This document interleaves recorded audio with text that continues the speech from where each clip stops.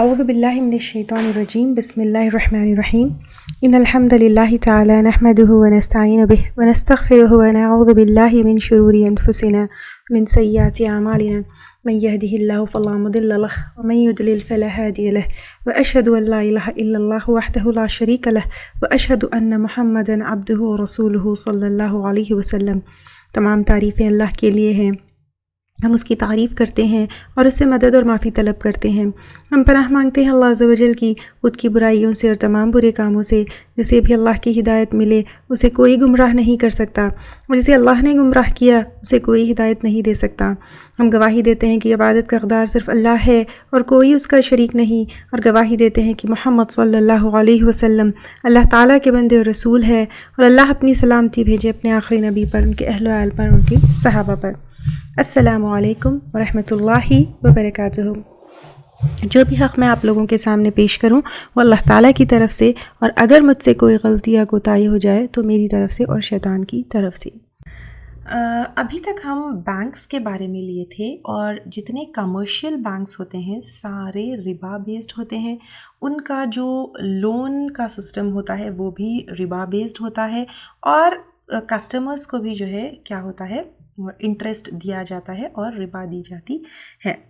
There is a concept called Islamic banking. इसको मैं लेती हूँ, ये भी कॉम्प्लिकेटेड है और इसको भी समझना बहुत ज़रूरी है। इसका कॉन्सेप्ट आजकल बहुत पॉपुलर हो रहा है, और वेस्ट में भी कुछ पीपल जो है ऐसे कॉन्सेप्ट को अडॉप्ट करने की कोशिश कर रहे हैं, क्योंकि इस्लामिक बैंकिंग सिस्टम काफ़ी सक्सेसफुल जा रहा है। इस्लामिक बैंकिंग सिस्टम किस पर बेस्ड है? ये selling, buying, profit sharing, partnership और इस्लाम में जो एक्सेप्टेबल फॉर्म्स ऑफ इन्वेस्टमेंट्स है उसके ऊपर बेस्ड है, और अपने सर्विसेज के ऊपर वो चार्ज लेता है। कमर्शियल बैंक में जो हम डिपॉजिट करते हैं पैसे या कैश या जो भी मनी जो है कस्टमर्स उसमें डिपॉजिट करते हैं, तो वो एक्चुअली बैंक क्या करता है? तो नॉर्मली कमर्शियल बैंक्स क्या करते हैं, जो कस्टमर्स उनके पास पैसे डिपॉजिट करते हैं वो किसी और को यानी दूसरे लोगों को जो है क्या करते हैं, लोन देते हैं। और वो लोन जो देते हैं उसका इंटरेस्ट बहुत हाई होता है, और वो हाई परसेंटेज ऑफ इंटरेस्ट के ऊपर दूसरों को लोन देते हैं। और वो जो लोन उनको आता है बैंक से, उसमें से कुछ परसेंटेज क्या करते हैं, थोड़ा सा, वो तो लेते सूद बहुत ज़्यादा है, लेकिन अपने कस्टमर्स को भी क्या करते हैं, उस सूद में से थोड़ा हिस्सा दे देते हैं, जो नॉर्मली जैसे हम जैसे कस्टमर्स होते हैं तो उनके अकाउंट में बतौर इंटरेस्ट जो है डिपॉजिट हो जाता है। तो ये जो कमर्शियल बैंक्स का सिस्टम होता है वो टोटली रिबा के ऊपर, टोटली सूद के ऊपर जो है बेस्ड होता है। और इस्लामिक बैंक्स क्या करते हैं? इस्लामिक बैंक्स क्या करते हैं, कस्टमर से जो पैसे आते हैं वो पैसों को, वो मनी को कहीं इन्वेस्ट कर देते हैं, जैसे हाउसिंग प्रोजेक्ट्स है, या फिर क्या करते हैं, प्रॉपर्टी ख़रीद कर रेंट पर दे देते हैं, लीज पर दे देते हैं, या एक्चुअली कुछ इकोनॉमिक एक्टिविटी पीछे चलती है, और जो प्रॉफिट वहाँ से आता है उसमें से कुछ परसेंटेज ऑफ प्रॉफिट क्या करते हैं, अपने कस्टमर्स को देते हैं। अब इसमें इस्लामिक बैंकिंग सिस्टम में एलिमेंट ऑफ रिस्क भी होता है, और ड्यूरिंग जो है जब कस्टमर जो है जाता है और अपने पैसे डिपॉजिट करता है, तो तब बहुत क्लियर किया जाता है कि customer may lose the money also. लेकिन अभी तक ऐसे कोई इस्लामिक बैंक में हुआ नहीं है कि किसी ने जो है मनी लूज़ किया है। अपार्ट फ्रॉम दिस बहुत सारे एलिमेंट्स जो बैंकिंग में होते हैं जो इस्लामिकली हराम है, ये इस्लामिक बैंक्स में उन चीज़ों को जो है अवॉइड किया जाता है या फिर उन चीज़ों से बचा जाता है। लेकिन याद रखिए, सिंपली कोई बैंक अपने आप को इस्लामिक बैंक लेबल कर लेता है तो उस पर मत जाइए, क्योंकि most of the banks they claim to be Islamic but they are not. वो या तो पार्शियली इस्लामिक होते हैं, क्योंकि 100% इस्लामिक बैंकिंग सिस्टम को इस्टेब्लिश करना ये थोड़ा डिफ़िकल्ट है आजकल के इकोनॉमिक सिस्टम में जो है करना, क्योंकि हर कोई अपना प्रॉफिट देखता है और वो भी बड़े बड़े वो होते हैं क्या करते हैं अपने प्रॉफिट के लिए जो है वहाँ पर बैठते हैं। एंड सिंपली जो है अगर ज़्यादा मुस्लिम पॉपुलेशन एरिया में जो है तो वो मुस्लिम्स को अट्रैक्ट करने के लिए दे क्लेम टू बी जो है Islamic, but they are not Islamic, they are either partially Islamic, या कुछ बैंक्स में जस्ट कुछ इस्लामिक बोर्ड्स होते हैं जहाँ से वो फतवे लाते हैं और अपने पास जो है हैंग कर लेते हैं। और it's your duty and my duty कि हमें ये पता करना है कि how they work, where they invest and वो, क्योंकि अगर हम इनसे क्यों हमें करना है, देखिए बैंक में अकाउंट खोलना ये तो जो है हमारी मजबूरी हो गई है आजकल। तो अगर कोई बैंक में हमारे पास यानी हम अगर कमर्शियल बैंक और इस्लामिक बैंक दो में से हमारे पास ऑप्शन है तो बेटर है कि इस्लामिक बैंक, भले ही वो क्लेम कर रहा हो कुछ ना कुछ तो इस्लामिक होगा, उसमें अकाउंट खोले अगर ये ऑप्शन है तो बेहतर है। लेकिन इस्लामिक बैंक से जो हमारे बैंक अकाउंट में एक्स्ट्रा मनी आ रही है, ठीक है, एज इंटरेस्ट, तो फिर वो हम यूज़ कर सकते हैं या नहीं कर सकते हैं, उसके लिए बहुत ही क्लोजली स्क्रूटनाइज करना ज़रूरी है, क्योंकि कहीं हम फिर जो है सूद में तो इन्वॉल्व नहीं हो रहे, ये जानना ज़रूरी है। सेकेंडली, बहुत सारे लोग क्या करते हैं, सिर्फ लेबल देख लेते हैं कि दिस इज़ इस्लामिक बैंक और उसमें नौकरी कर लेते हैं, उसमें जॉब कर लेते हैं। तो कोई बैंक अगर सिर्फ अपने आप को लेबल कर रहा है कि वो इस्लामिक है तो फिर ये ज़रूरी नहीं है कि वो इस्लामिक है, it can be partially Islamic और it is just consulting any Islamic board to take any फतवा, और हो सकता है उसने जो सेटअप बताया है बोर्ड को वो सही है या नहीं है, अल्लाह ही बेहतर जानते हैं। तो इसलिए ये स्क्रूटनाइज करना हमारे लिए बहुत बहुत जो है ज़रूरी है। कुछ चीज़ें जो है मैं आपको एक दो चीज़ें बता सकती हूँ जितना मेरे इल्म में है कि कैसे हम इस्लामिक बैंक को जो है आइडेंटिफाई कर सकते हैं। एक तो सबसे पहली चीज़ ये याद रखिए, इस्लामिक बैंक जब आपको यानी अगर कोई बैंक इस्लामिक है तो वो इस्लामिक बैंक आपको लोन नहीं देगा, ठीक है, क्योंकि लोन के ऊपर कंडीशन क्या होती है, आपको वापस इंटरेस्ट आना है, और ये सिस्टम किसका है, कमर्शियल बैंक का है। कमर्शियल बैंक्स क्या करते हैं, लोन देते हैं, लोन के ऊपर इंटरेस्ट लेते हैं अपने जो है जिसको भी वो लोन देते हैं उससे। लेकिन इस्लामिक बैंक की सबसे बड़ी पहचान ये है कि वो कभी भी आपको जो है लोन नहीं देंगे, and specially interest based loan तो कभी भी नहीं देंगे, ठीक है, ये एक चीज़ होगी। इस्लामिक बैंक अगर है तो फिर वो क्या करता है, जैसे आपको जो है घर की ज़रूरत है, ठीक है, आपको हाउसिंग लोन चाहिए, तो इस्लामिक बैंक क्या करता है, आप जब बैंक के पास जाते हैं और कहते हैं कि मुझे जो है घर के लिए लोन चाहिए या व्हाटएवर जो भी चाहिए, तो वो क्या करता है, घर खुद ख़रीद लेता है, पहले वो घर का ओनर बन जाता है। एंड वो घर किस शर्त पे ख़रीदता है, कोई ऐसी कंडीशन नहीं लगाता कि आप उसको लेना ही लेना है, तो कंडीशन नहीं होती बैंक की तरफ से कि ठीक है मैं ये घर ख़रीद रहा हूँ तो तुमको लेना ही लेना है, वो घर पहले ख़रीद लेता है, उसके बाद जब वो ओनर बन जाता है तब वो अपने कस्टमर को ऑन इंस्टॉलमेंट ज़्यादा रेट पर दे सकता है। I you getting my point? Instalments को हम काफ़ी क्लियर पहले लिए थे। गाड़ी की बात कर लीजिए, चलिए गाड़ी हम डिस्कस किए थे ना, तो कि 10 लाख की गाड़ी जो है 12 लाख में बेच रहे हैं, सेम वही चीज़ जो है यहाँ पे आप देखिए कि बैंक के पास गए, आपको कार की ज़रूरत है, तो बैंक कहते हैं अच्छा तुमको कार की ज़रूरत है, ठीक है, कौन से फुला मॉडल की ज़रूरत है, okay fine, he doesn't put a condition कि तुमको लेना ही लेना है। तो व्हाट बैंक डज इज कि वो गाड़ी खुद ख़रीद लेता है, वो ओनर बन जाता है। तो अब वो 10 लाख की गाड़ी आपको 12 लाख में बेचता है on instalments. Getting my point?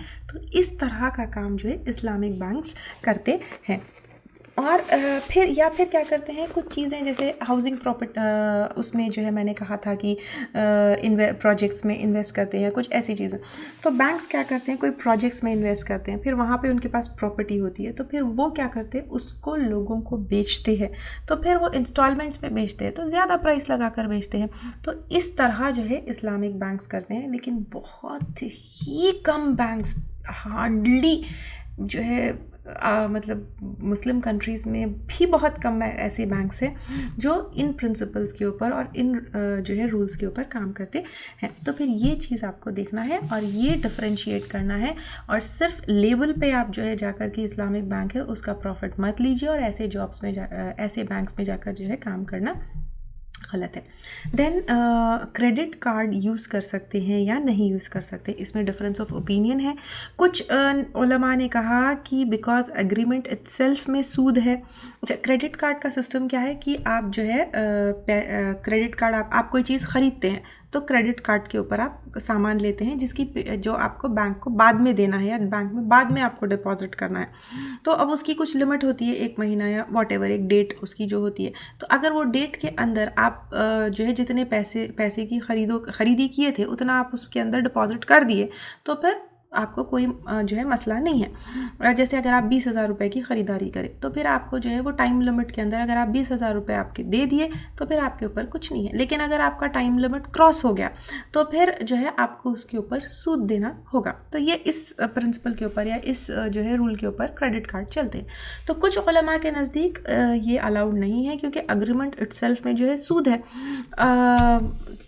तो फिर जहाँ पे भी सूद है उसके करीब भी जो है हमको नहीं जाना है। लेकिन कुछ उलमा ने कहा यूज़ कर सकते हैं एज़ लॉन्ग एज़ आप इंटरेस्ट पे ना करें, लेकिन बेहतर है क्रेडिट कार्ड्स को अवॉइड करिए, क्योंकि अगर कभी आपसे भूल चूक हो गई, कभी आप जो है पैसे जो है देना भूल गए, कभी गफलत हो गई, तो फिर आपको सूद देना पड़ सकता है, तो फिर अगेन आप गुनाह में फॉलो हो सकते हैं। और पहले ऐसा था, यानी कुछ टाइम पहले तक भी ऐसा था, कुछ ट्रांजैक्शन सिर्फ और सिर्फ क्रेडिट कार्ड से होते थे, लेकिन आजकल वैसा नहीं है, डेबिट कार्ड से भी ट्रांजैक्शंस हो जाते हैं, तो फिर इट्स बेटर कि आप उसको अवॉइड करें।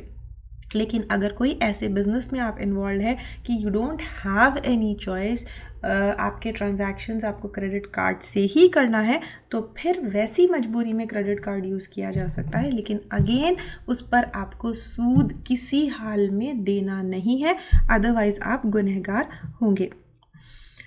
अगर कोई बैंक में काम करता है तो क्या हम उसके घर दावत पर जा सकते हैं, क्या उसके पास से गिफ्ट्स ले सकते हैं, और उसका गुनाह क्या उसके घर वालों पर भी होगा, जैसे उसकी बीवी है या उसका बेटा है। अगर कोई चीज़ हराम से एक्वायर्ड है, जैसे चोरी अगर किसी ने की या डाका इसने डाला, तो ये जो है हराम चीज़ से उसने एक्वायर किया, ये हर एक के ऊपर है। मैं हराम माल जो कमाता है उसके बारे में बता रही हूँ।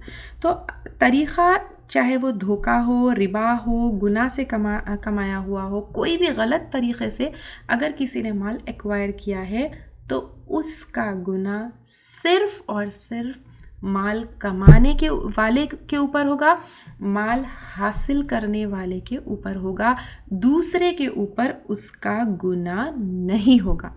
ठीक है, उसकी बीवी पर भी नहीं होगा, उसके बच्चे पर भी नहीं होगा, या उसके बच्चों पर भी नहीं होगा, और उसके घर वालों पर भी नहीं होगा। हालांकि बीवी बच्चों को चाहिए कि वो अपने जो है कमाने वाले से क्या करे, समझाए उसको, रोके उसको, हर तरीक़े से मनाए उसको, और आखिरी में जो है उससे कह दे कि we are going to leave you और वॉट एवर, बट उसका गुनाह सिर्फ और सिर्फ माल हासिल करने वाले के ऊपर है, दूसरों के ऊपर नहीं है।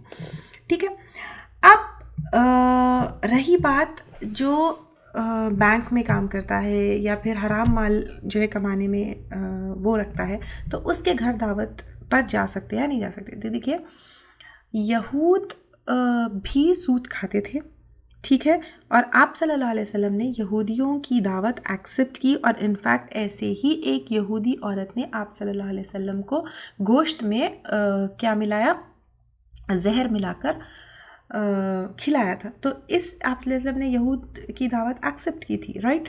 तो इस दलील से उलमा का ये कहना है कि अगर किसी ने हमको दावत दी है तो हम उनके घर जा सकते हैं, उनके घर खाना खा सकते हैं, उसका गुनाह हमारे ऊपर नहीं होगा, वो सिर्फ़ और सिर्फ माल कमाने वाले के ऊपर उसका गुनाह होगा। इसी तरह अगर कोई जो है इस तरह हराम तरीक़े से माल कमाए तो फिर उसका गुनाह सिर्फ़ और सिर्फ उसके ऊपर होगा। और उसने अगर कोई चीज़ गिफ्ट दी है तो अब सपोज़ हमको कोई गिफ्ट दिए है हराम माल जो है कमा कर, तो हम हमारे पास जो माल आया था वो हलाल तरीक़े से आया था, तो वो तो हमारे लिए हलाल हो गया। तो वो उसका गुनाह अगर उसने गलत तरीक़े से कमाया तो सिर्फ़ और सिर्फ हासिल करने वाले के ऊपर होगा। अच्छा, अब कोई जो है पहले हराम तरीक़े से माल जो है कमाता था, जैसे बैंक में कोई नौकरी करता था या सूद का उसने पैसा लिया था और उसने अब तौबा कर ली, तो अब वो क्या करे? यानी अब उसने तौबा कर ली तो अब वो जो पिछला माल जैसे बैंक की नौकरी का था तो पिछला माल जो है वो कमाया था तो उसका वो क्या करे? सबसे पहले उसको चाहिए कि वो ज़्यादा से ज़्यादा ही should try to get rid of it as much as he can. लेकिन अगर उसने जो है कुछ कंज्यूम कर लिया था यानी कुछ इस्तेमाल कर लिया था तो उसके ऊपर कुछ भी नहीं है, उसके ऊपर सिर्फ इस्तग़फ़ार है।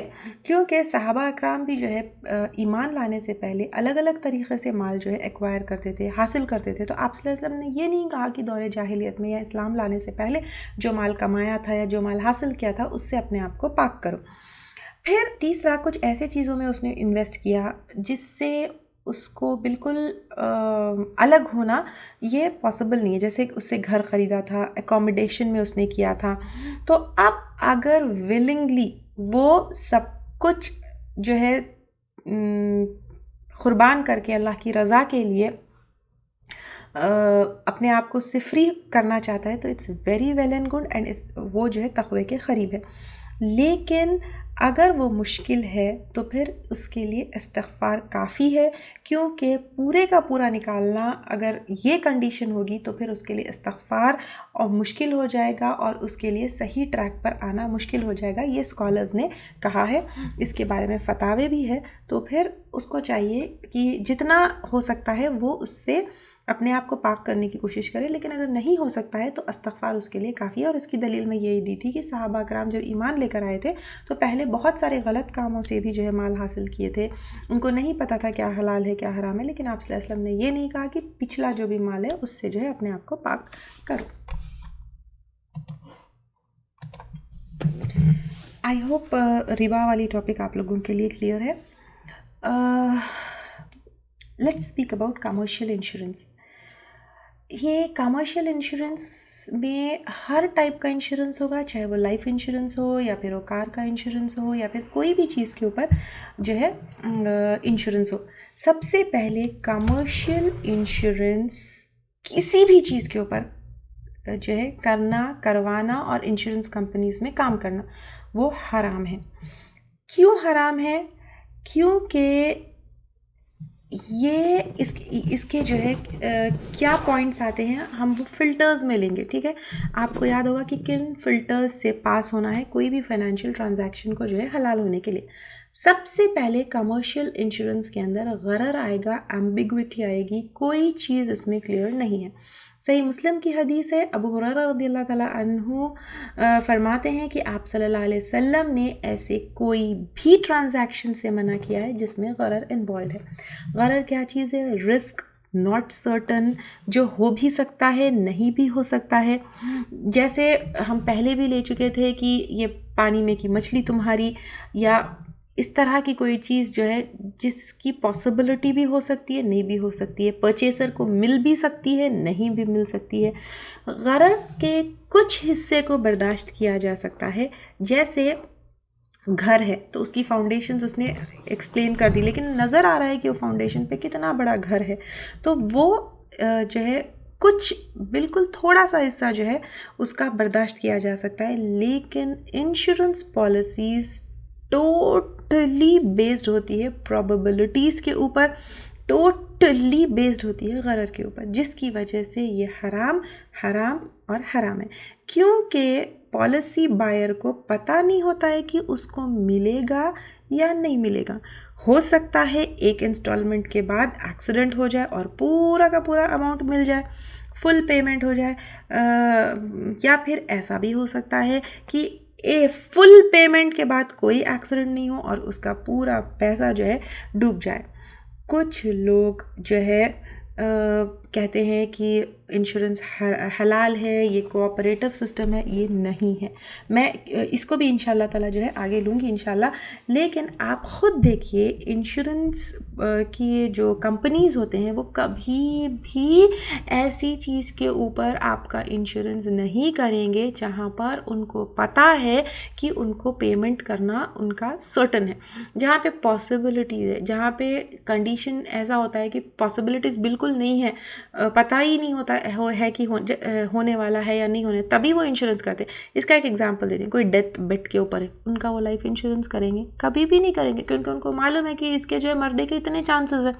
तो इंश्योरेंस पॉलिसी उसी चीज़ के ऊपर होती है, या इंश्योरेंस उसी चीज़ के ऊपर होता है जहाँ पे सर्टन नहीं होता कि ये होना है या नहीं होना। तो वो 100% जो है किसके ऊपर बेस्ड है, वो गरर के ऊपर बेस्ड है।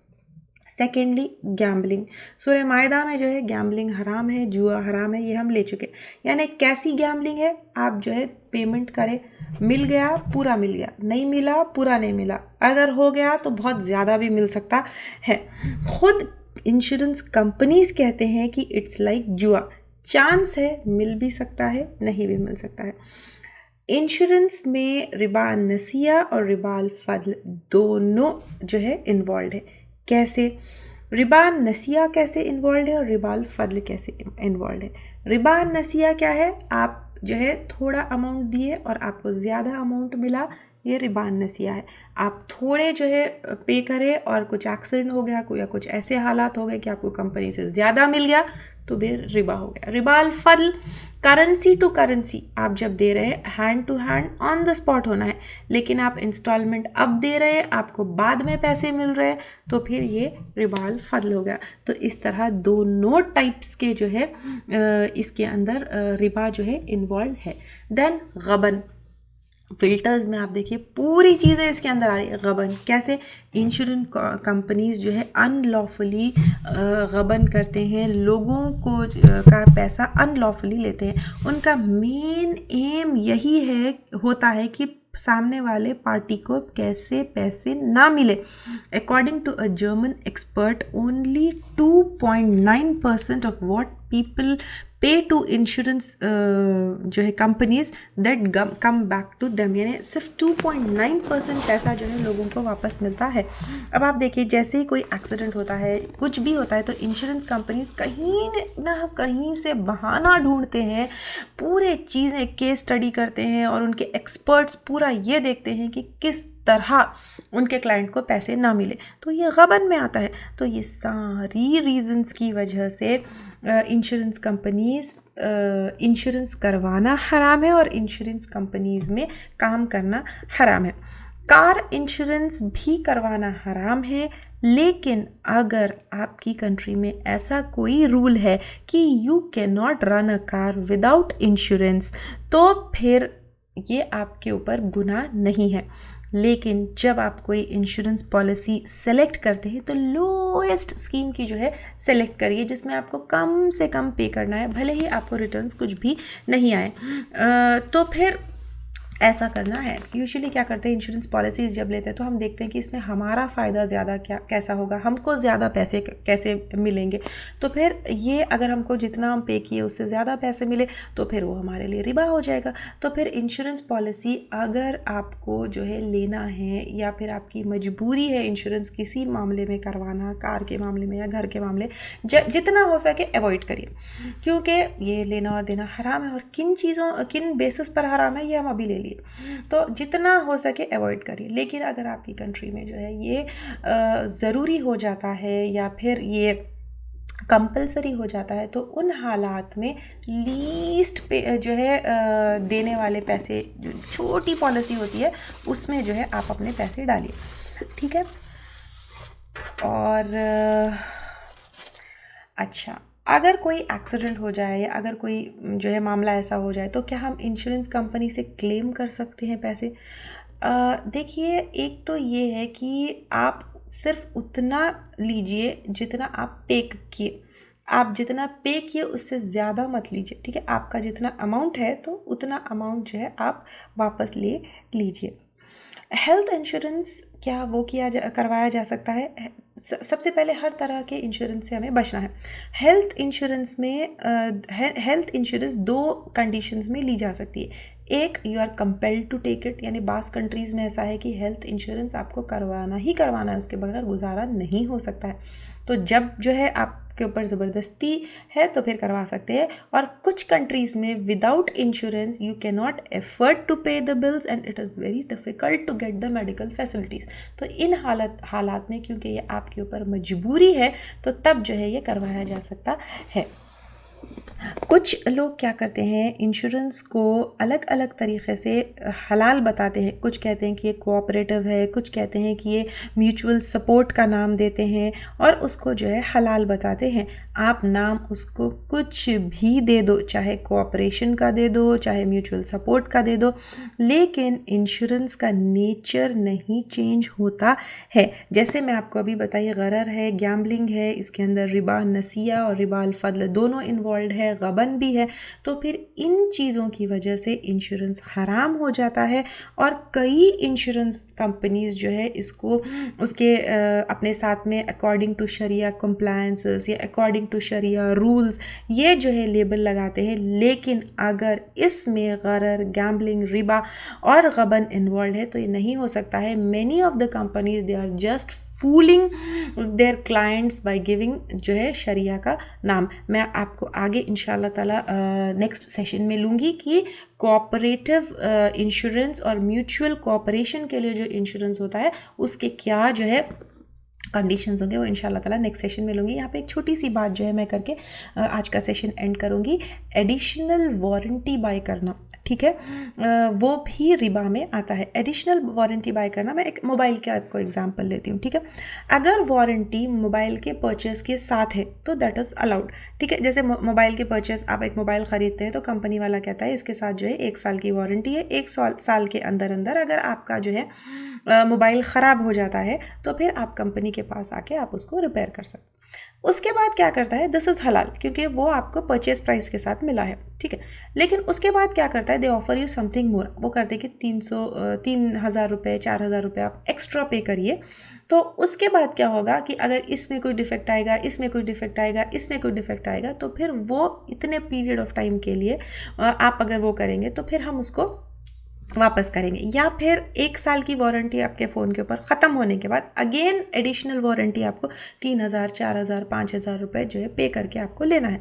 तो फिर ये हलाल नहीं होगी, ये हराम होगी, ये भी रिबा में आएगी क्योंकि आप 300 रियाल दे रहे हैं, फिर उसके बदले जो है आप क्या कर रहे हैं, ज़्यादा आपका जो डैमेज होगा वो लेंगे। फिर इसके अंदर भी गबन भी आता है, गरर भी आता है।